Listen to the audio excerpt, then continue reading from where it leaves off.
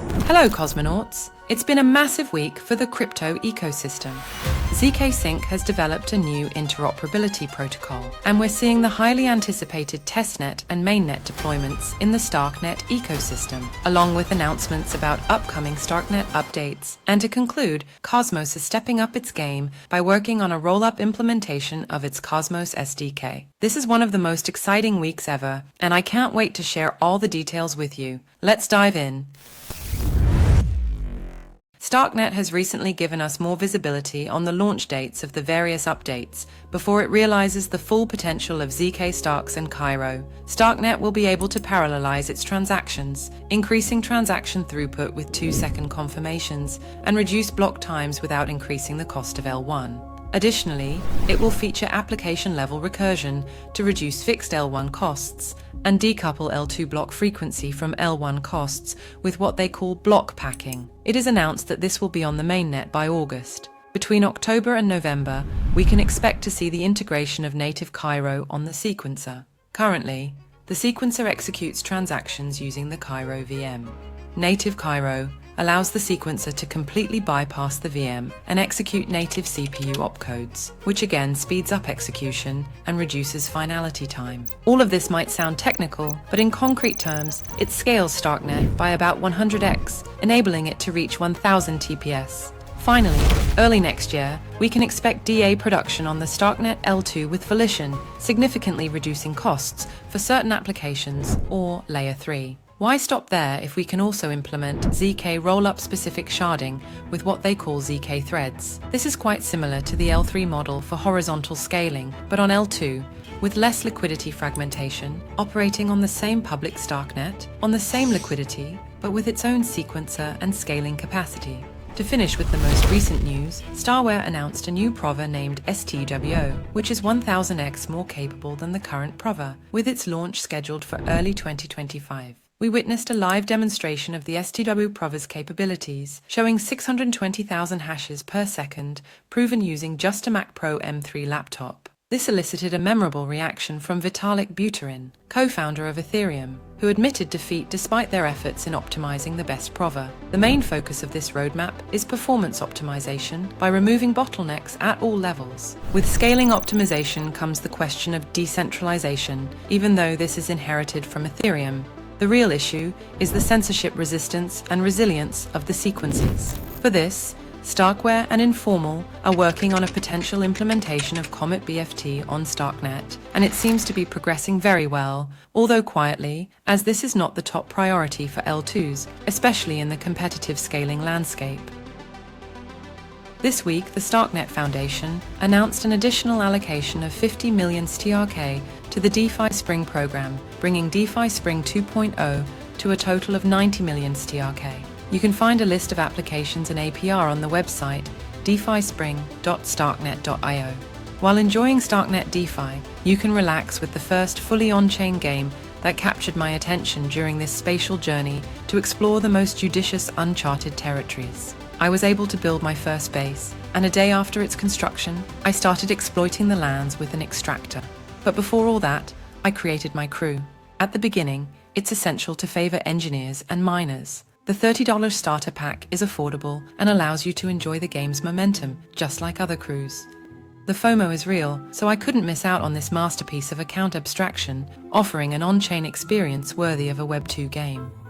KAKAROT launches its public testnet. You can already claim the faucet by connecting your MetaMask wallet or any other Ethereum wallet on the KAKAROT network. A point system will be implemented during the testnet. Indeed, KAKAROT is an EVM-compatible network that benefits from zkEVM technology built in Cairo. EVM developers will be able to code their applications on KAKAROT just as they did on Ethereum.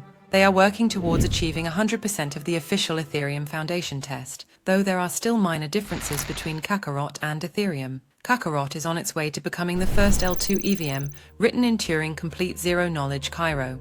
This is the most flexible and low-level approach, as it is the closest to the EVM client among all Layer 2s. This will give it the superpower of being compatible with all Ethereum hard forks from its launch, making it more adaptable, durable, scalable, and recursive thanks to the prover developed by Starkware.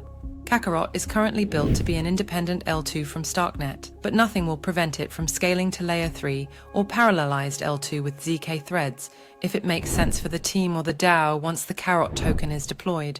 We don't know if they will use this ticker, but it wouldn't surprise me, given that one co-founder owns a bad kid. I take advantage of this video to call for a Discord role, Bad KAKAROT for Bad Kids holders, and Lazy KAKAROT for Celestine Sloth holders who are advocates of modularity, whether in execution like KAKAROT or DA like Celestia.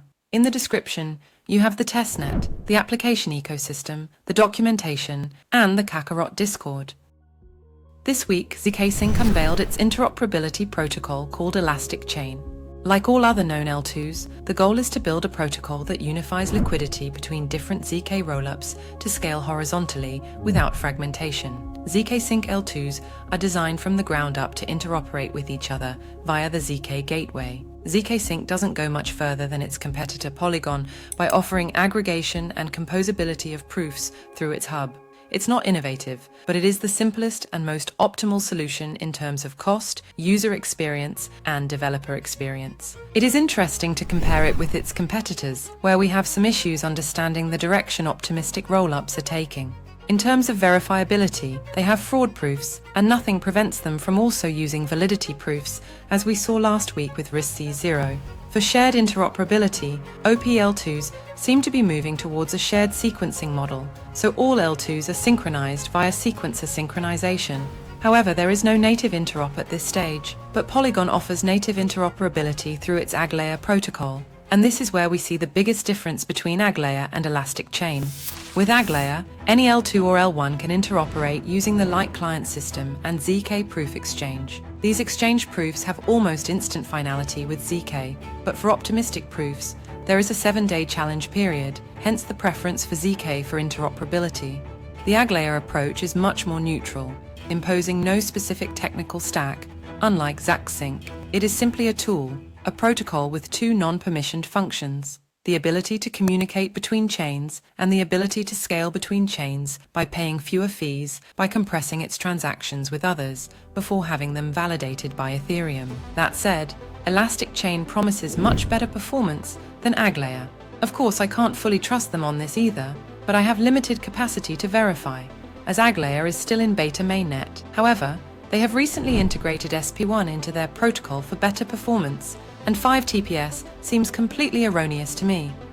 This week, the CosmosSDK announced its intention to make its CosmosSDK technology accessible to Rollups, known for its IBC module and other tools that enable the transition from application to app chain.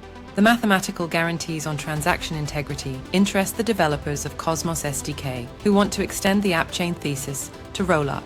A detailed article explains that ZK proofs will be primarily used for their instant proof generation properties, ensuring that IBC exchanges occur securely. They are thus preparing to make the SDK ready for ZK, and you already know my interest in ZK, so all of this bodes well for the future of Cosmos.